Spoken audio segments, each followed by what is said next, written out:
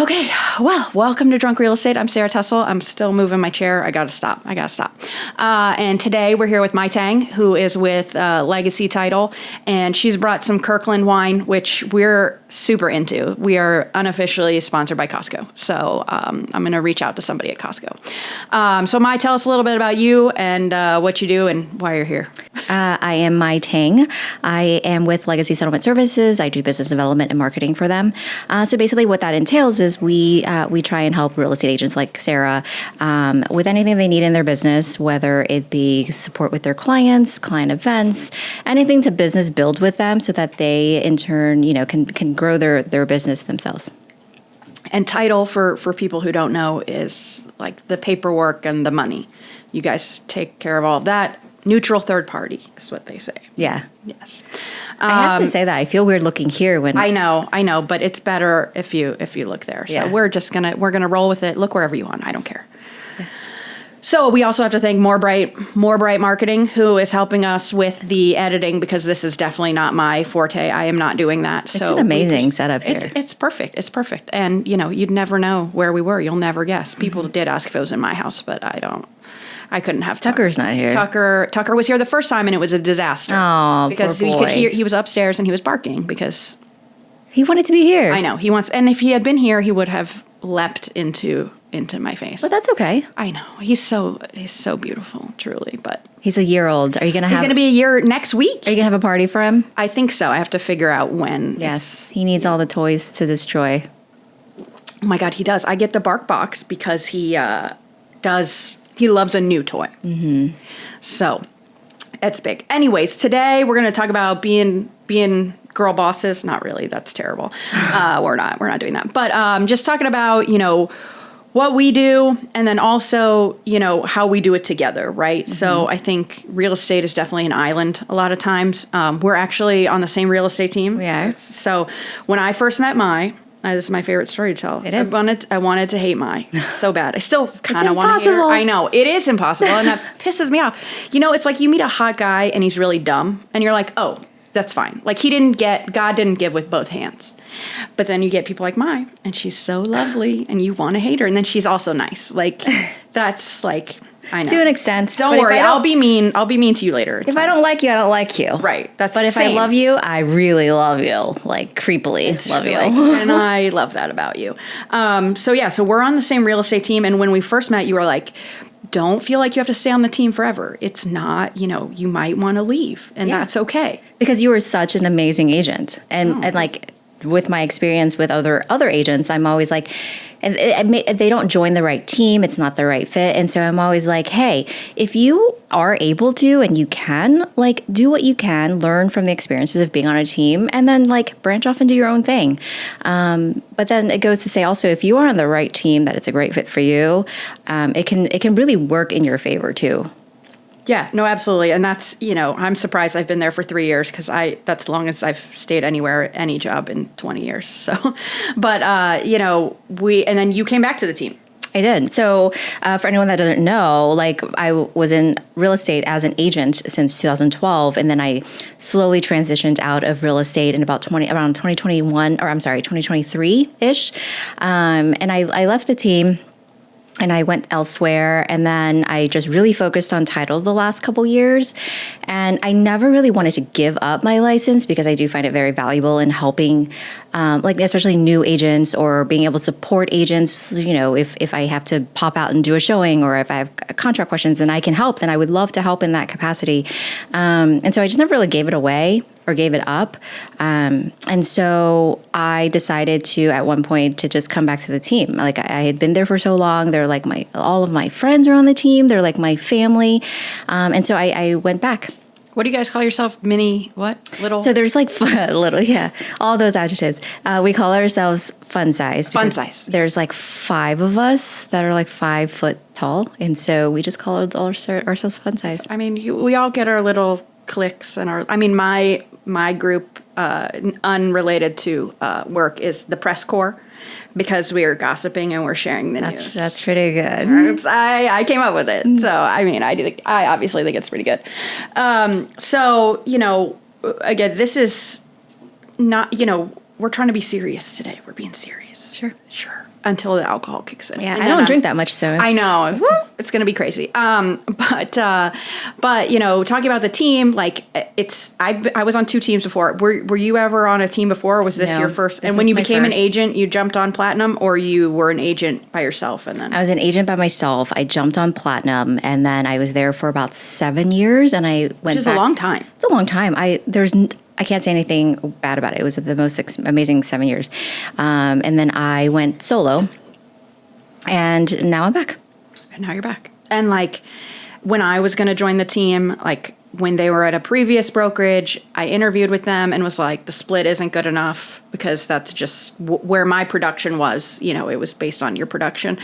And so when they went to Real, where they are now, I was like, oh, this is a no-brainer. Like the split is amazing. Yeah, that's one of the reasons why I decided to go back, because it's someone in my position where I'm not selling so much. I mean, I really just do it for my family, and I don't want to give all my money away. Yeah. Being anywhere else. And so that was really the driving factor. Yeah, absolutely. And so when I came to the team, I was like, I don't know, like 30 women, that sounds terrible. Mm-hmm. Like It usually is. and I think there have been times where it has been. There have been some competing personalities. I don't know from experience because I wasn't there.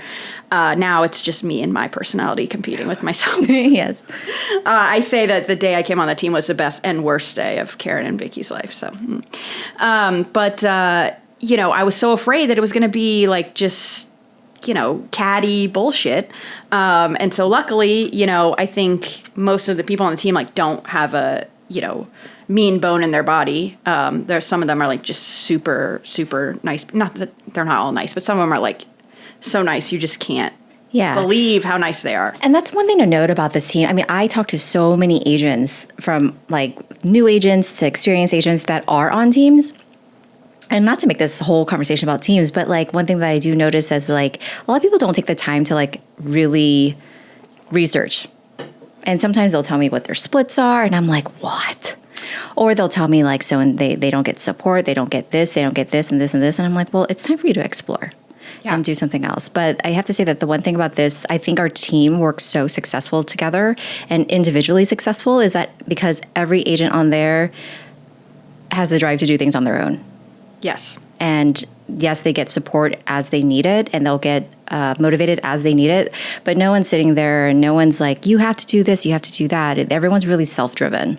Yes, and you can have your own brand. Yep. You can do your own thing. And a lot of, like, I interviewed with a few other teams first, and I was on a couple other teams before, and it was very, like, the team first. And that's fine. And, when I was starting out, that was fine because, like, I needed that.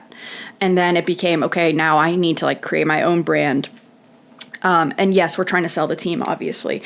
I think it's just, like, you don't know what's out there. Like, my mentee, Julie, she really did a lot of research because she only started in January. Her first brokerage just like wasn't what she needed. And so she was talking to all these different teams, and I was finally like, look, this is obviously the team for you. Like, it is. Like, you can do whatever you want. I'm glad you're doing the research because you don't want to make the same mistake twice. But like, this is it. And she finally did come over, and like, she's been wildly successful, even just in her first 7 months. So, I think, and there's been people who leave the team, for sure. People come and go, and, they decide what's best for them. And I think, again, like, I don't think that the team leaders like blackball them. Or, like, right. There's no like animosity, which I think says a lot about them too, because I sometimes am like, this person's dead to me now. Yes. They're not on the team. Bye. I was welcomed back with open arms, like I never left. Well, and there wasn't you didn't leave like on bad terms, obviously. So you started in 2012. What did you do before you were in real estate? Nothing. I was just at home with the kids. Well, that's not nothing. That is something.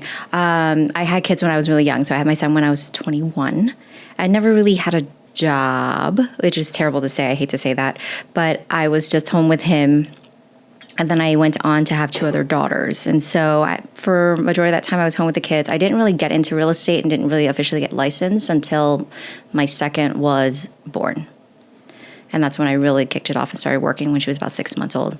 That's very young to be like, well, now I'm going to be a real estate agent. Well, I had to do something. I'm not really someone that like can just sit around and do nothing.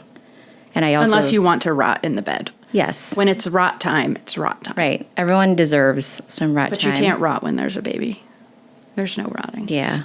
But it might be like 20 minutes and then the baby. Yeah, but the thing is, like, I was home with the kids, and I love my kids, and I like children in general, but, like, I'm a mother, but I'm not, like, motherly. Does that make sense? Like, Yes. I wouldn't be like, oh, Mai is like... I don't coddle my baking children. cookies and shit. No, like, I don't coddle my children. I don't, like, my life doesn't revolve around them. They very well know I have my own things going on, and I'm there for them, but I also have my life. And I think that's very different than a lot of people. Yeah. And it's really, it's easy to fall into that trap, but I'm just not one of those people. Well, and so that brings me to your local besties. So you created this group, which I've met friends and clients from. So kind of what made you want to start that? Yeah. So I got divorced in 2020. And because of that, I really lost a lot of my network, not only personal friendships, but also business network. But like my whole sphere was from that marriage. And so like I lost a lot of that. And so I made friends through just going out and things like that. But a lot of my friends are in a different phase of life. Same age, but my kids are older and everyone is like at home with their children. And when I don't have my kids, like I don't have my kids, like I'm like whatever. And so I was like, I need some friends, and I call them low maintenance friends. And I just needed friends that I could go out with. And if I wanted to go to dinner one night, I want to go to dinner and I want to go home. Or I want to go to the movies and I want to go home. And I don't necessarily have to nourish that friendship unless it became something, right? And so that's why I decided to start the group. And I also met a lot of women that didn't have support systems in their life. Like, if you remember that Facebook group, Are We Dating the Same Guy? Oh my God. I had to leave. I left too. I was terrified that when I was with my ex, I was terrified he was going to show up there. And It's a disaster. It is. It makes you sad. It is. And it really, like, the stories that people were telling on there, I would read some of them and I'm like, where are your friends? Because I have such good friends. Right. And that would like really keep me on track, that I would be like, where are your friends? Do you not have friends? Do you not have sisters? Like, and so I was like, let me start this group where like people can just hang out and make friends. And also it's really hard to make friends at this age, like in your 30s and 40s. And so that's where the group kind of started. And I just really didn't think anything of it other than it to be a place to go to happy hour, go to dinner, go to random things. And then it has since it's almost, I want to say 3 years old now. It's going to be 3 years old in the fall. And there's it's over 17,000 people in there. And it's really active, very engaged. People are constantly telling me that they made friends. And it's actually become really something I never expected. Right. I'm sure it's very rewarding to be like, okay, I helped connect these people. Yeah. And it's not only that, like I hear stories of like people will literally message me and say, hey, I had no friends. I have no family.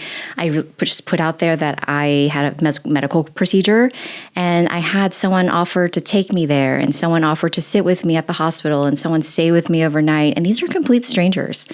And they've just since become friends. And it's really nice because it also reminds you that there's still really nice people out in the world. It's hard. Well, and like you mentioned, the Are We Dating the Same Guy group? I mean, that is like, it makes you so paranoid. And then you also get like the women who are like, well, I went out with this guy twice and now, he's not calling me back or blah, blah, blah. And then I went to his job or something. And you're like, no, like you said, like, where are your friends? Like someone needs to be giving you better advice because this is not right. This is like look, he sucks for ghosting you, but like move on with your life. But like, we see these like TV shows, where like Love is Blind or whatever. I don't even watch it, but like, or 90 Day Fiance, I feel like is more accurate of like, oh, well, they should just get married. Like, this is what we do now. We just get married right away and we do all these things. Like, I like to say that my relationship view is shaped by Melrose Place, which is terrible. Because I thought like, oh, you should just move in together after 3 weeks. Like, isn't that normal? Like, I don't know. How the hell am I supposed to? My parents should not have let me watch that at, 10 years old. I couldn't watch that either. But that was, I don't know. It just stuck happened. with you, though. I know. Right? And I rewatched it a couple years ago, and I wrote about it on Facebook, and I was like, wow, this is why I am who I am. And that is not, that's not great. Speaking of that, I rewatched Sex and the City. Oh, it's so cringy now. Isn't it? Don't you feel? It is. I rewatched it like maybe 2 years ago, and I found it much more relatable. And like I was like, wow, Well, sure, because you're their age now. that happened to me. That happened to me. That happened to me. This guy did this to me, and so it was kind of cool. So that was my Melrose moment. But I just feel like I'm like, actually, Carrie is the problem. She is the problem. She is. I mean, not that like her. I mean, like Aiden was great, and then I mean, Big was a whole problem. But like, you can't just like, you gotta do better. She never grew. I feel like she just kept. Yeah. I mean, eventually, but But did you watch the new Sex and the City? What do they call it? And just like that. just like that. And now we keep saying just like that. Everybody says that, Yeah. And just like that. Yeah. Aiden was not very great. Oh, is he not? No. But Well, then he was she probably was mad. But then she was also.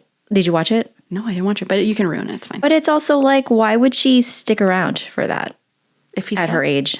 Yeah. well, tell me now. You got to tell me what happened. Well, like because his kids are older and his kids were like he was going through the divorce and like the kids always came first. And then like maybe this is the whole motherly thing, but the kids were like teenagers, like grown teenagers. They don't need you. And they don't need you. And so he would always constantly have to run back home. And he finally told her, he was like, look, like I need to be here for my son and yada, yada, yada. And she was like, I'll wait for you. No, don't wait. She gave him a key to his fucking house, her house. And I'm like, why would you do that? No, we're not doing that. We're not waiting for men. We're not doing that. We're not doing that. Well, again, great segue. This is all unplanned, by the way. This is all this Who week. needs to talk about real estate? All this is week, great. I was like, okay, I need to like come up with a plan. I'm gonna put down some bullet points. Not a single bullet point. Not one single note. We texted this morning, and that was it. So if it seems like we're just doing it, we are, and that's fine. So one of the events that we did together, back to real estate, houses before spouses. That's something amazing concept. It is, and it rhymes, which is obviously brilliant. Did I come up with it? I don't know. You did. Agents love a good rhyme. We do, and basically. So this came about because like I see a lot of people who they're not married. And they're not even engaged. Like, they're not even planning on getting married. Oh, they've been together for 3 years, whatever. Well, it doesn't matter. And I'm not that big on marriage. Like, it's not my ultimate goal, whatever. But that you should not buy a house with somebody you're not married to. And even more importantly, you shouldn't wait to have a spouse to buy a house. Yep. So, I bought my place in 2015. So 11 years ago last week. And I did not think I would be there for 11 years, right? It's a 1-bedroom condo. I love it. It's great. I can afford it, which is huge. I got a first-time homebuyer grant when I bought it. So I put like $2,500 into the transaction when I first bought it. So, that was great. But, I always had the hope, well, I'll meet someone and we'll buy a big house together or whatever. And that obviously didn't happen. And it's like, okay, so if I had waited, I would have been paying 11 plus years of rent for nothing. Probably had to move around a bunch of times. That's true. And the cost of moving, I mean, your friends are not going to move you forever. Yeah. They're going to tell you that they're too old. And they are. Pizza does not pay enough. No. And they're not going to take your money, which I would. By the way, so don't offer me money unless you mean it, because I'm gonna take it, and that's fine. Don't offer it if you don't mean it. But I've had so many clients. I had a client who, gosh, she was something. She was a senior, so she's like 65 plus. And she had just gotten a divorce.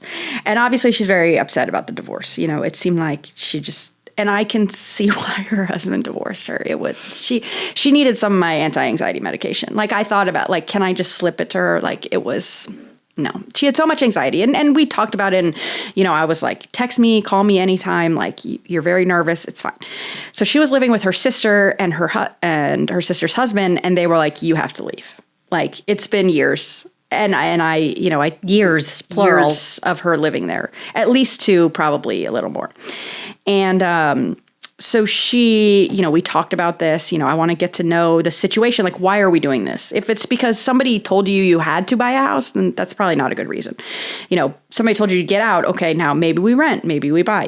Talk about that. And she was like, well, I got divorced like 3 years ago, and I thought I would meet someone and buy a house. And I was like, no, that's not how it works these days. Like, you might meet somebody, but they're not going to be ready to just like go buy a house with you. And, you're 65 years old. Like, you don't want to don't count on a man, and also she was crazy.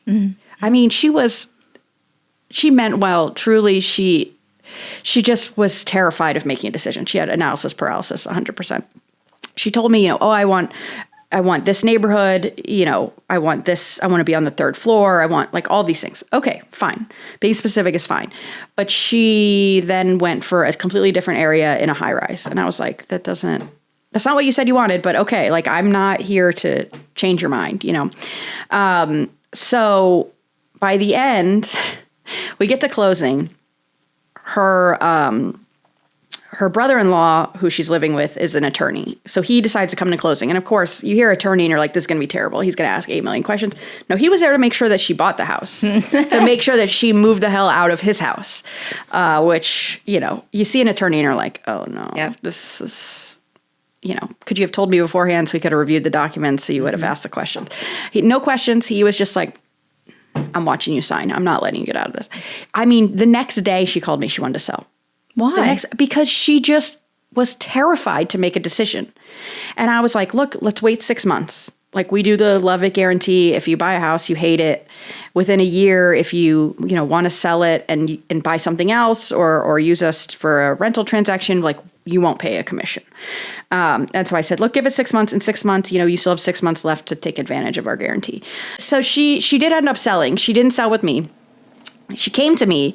She wanted to talk about it. And this was well after a year. Like, she had stayed, and then I don't know if she was going to move back in with the brother-in-law. I don't know. I didn't ask. But she had decided that this parking space that she had was worth so much more money. She needed to sell it for like $50K more than she had bought it in a year. And we couldn't come together on that. But the point is, she really thought like, oh, I'll just get a man and then we'll buy together. And waiting, you just never know. Like, I mean, God forbid you meet somebody and they, and it goes great and then something happens to them. I mean, yeah, I think a lot of women think that way. I think so too. And that's why I started doing the houses of four spouses thing. Because it was like, look, you don't need to wait. Like, well, and even now, like, my boyfriend, like, we're not necessarily ready to move in together. I want a bigger place, but I'm considering him with what I want to buy. Okay, I'm going to buy, like, closer to him, closer to where he works. Closer to all of us. Well, that's fair. Touche. It's not like he's the only person I know in the area. That would be terrible. But, it's like, but we're not going to buy it together. Now, it would be great if we did because it would be a much nicer house. Yeah. But, like, we're not ready for that. And I truly believe, like, it's a terrible idea to buy with somebody who you're not married to. Because when you're married, you have a different kind of, way that you own the house. So that way if one of you dies. And, like, that's what you have to think about. It's not just if someone leaves, right? Because of course, that's always a possibility. But, like, if someone dies, like, what happens to the house? Because you assume that, oh, it's just going to go to me because obviously I own the house with them. That's just not how it works. So, like, you may have to split the house with their heirs. So if they have a kid, it actually could transfer to them. So that's part of why it's not just because, like, oh, you might break up and that could be terrible. I mean, yes, like, that's true. But there are other, like, implications for sure. Yeah. I think that, we're still stuck in that, like, oh, I need a man.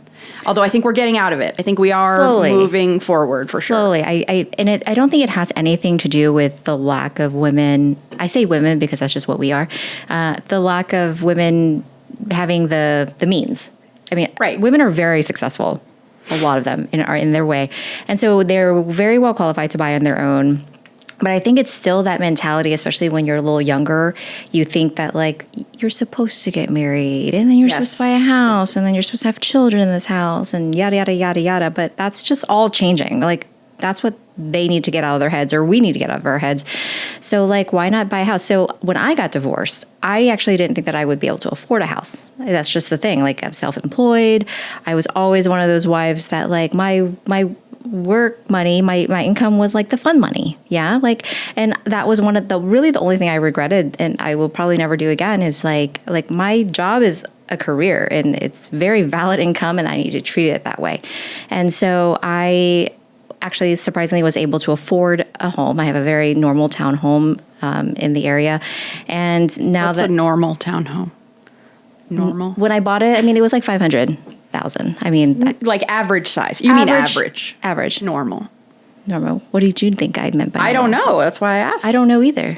I guess normal means average, right? Like it was nothing fancy. It was not. It was. Was it new construction? No, okay. It was enough for me and my kids. Like to me, that's normal. Right? I don't know. Right.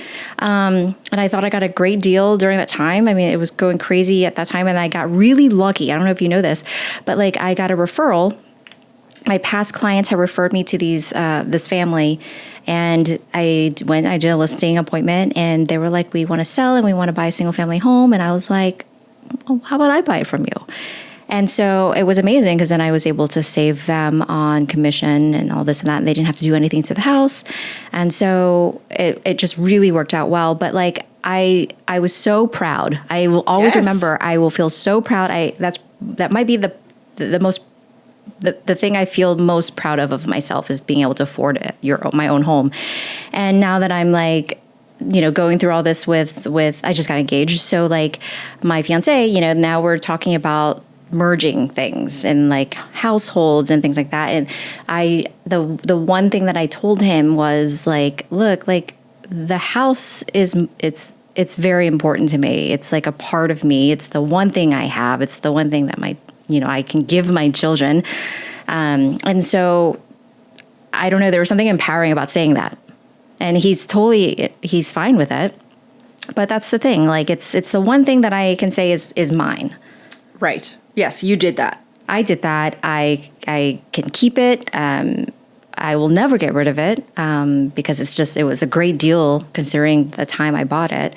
And like your condo, like you bought it and you can say it's yours. Right. Now I have to sell to buy, but again, like, that's the situation I'm in. And like, at least I have that to do it because I don't have $200,000 to put down. Like, yeah. That would be great.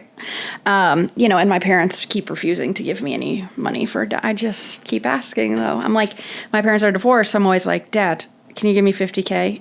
Mom, because I'm hoping one of them will say yes. And then I can tell the other one said yes. And then they'll be obligated to do it. But it's just not working. I don't know. They're just afraid they're going to live forever and then they're going to run out of money. So they're like, we have to hold on to it. Yeah. But I guess the whole point is we have it. Yeah. It's always going to be there. We don't have to worry about rent going up. We don't have to worry about anything like that. We always have a place to live, which is like if I didn't buy when I bought, I don't know what I would do. I don't think you would have been able to afford it as prices went up. I wouldn't have been able to afford it. I absolutely for certain know I wouldn't have been able to afford it. I don't even think I could afford rent. Like because rent went up just as much as mortgage. Yeah. I mean, I think we'll probably see more like friends buying together in the future of like, okay, well, you know what? Why would I buy with a partner who I'm not married to? I might as well buy it with somebody, who I don't think I'm going to break up with. Yeah.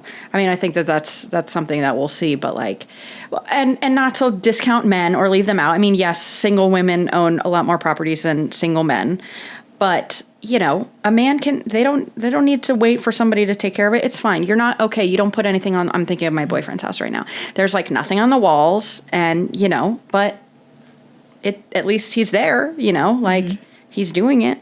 Yeah. So you got to have a place to live. Yeah. I can't imagine having to rent again. Like I think about how grateful I am every day that I actually bit the bullet and was able to buy because I wouldn't have a house. I mean, yeah. I can't even imagine paying rent. And I have to stay in an area because of my kids' schools. Absolutely zero way I can afford it. Yeah, because it's been so much. It's gone up so much. Yeah. Well, and you don't want to be a hobosexual. Because there's a lot of hobosexuals. I just learned that term. Oh, really? You should say what that is. Okay, so hobosexual is somebody who basically like gets in a relationship so that they have somewhere to live.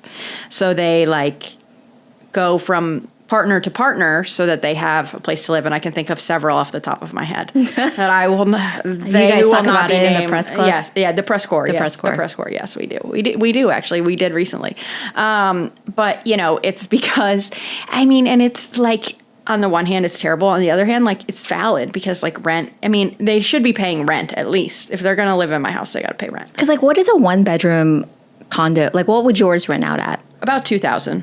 It includes utilities. But still, that's a lot. That's a lot. And there's no room for a roommate. There's nowhere. I mean, my place is big for a 1-bedroom, but somebody in my building's trying to rent a 2-bedroom for $3,100, which is not happening. It's at $2,600 maybe is the market. And I'm like, okay, this is why you get a realtor, because somebody needs to tell you that this is not going to work. Like, I mean, yeah, your utilities are included, but come on, like but I mean, landlords out here, landlording, doing what they do. Yeah. They got to make money too. Yep. I mean, I work with a lot of investors, and they're like, that's their job. That's what they do, own properties. So we want to get you out of that so that you can own the properties. You're not paying their mortgage and taking care of it yourself. So thank you, Mai, for being here. We really appreciate it. You're welcome. I'm very Anything for excited. you. I know. I feel very special. And congratulations on your engagement. Thank you. Okay.